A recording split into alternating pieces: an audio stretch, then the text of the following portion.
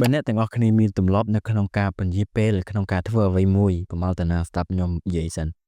មែនទែនទៅការពន្យាពេលដោយនិយាយពាក្យតែចាំសិនគឺមិនមែនមកពីអ្នកទាំងអស់គ្នាខ្ជិលនោះទេវាគ្រាន់តែជាទម្លាប់របស់ខួរក្បាលដែលព្យាយាមបដិសេធមិនព្រមចាប់ផ្ដើមធ្វើនៅសកម្មភាពភ្លាមៗដោយយកលេសថាច្រើនពេកឬក៏ពិបាកពេក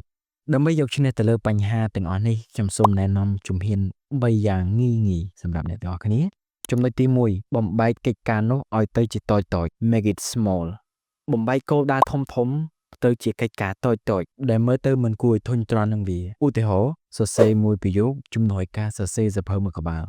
ចំណុចទី2បង្កើតទម្លាប់ងាយៗ create easy routines កុំពឹងផ្អែកទៅលើកម្លាំងចិត្តតែមួយមុខត្រូវធ្វើវាឲ្យហាក់ដូចជាងាយស្រួលឧទាហរណ៍សម្រាប់ខ្ញុំជាក់ស្ដែងខ្ញុំបើកកុំព្យូទ័រមក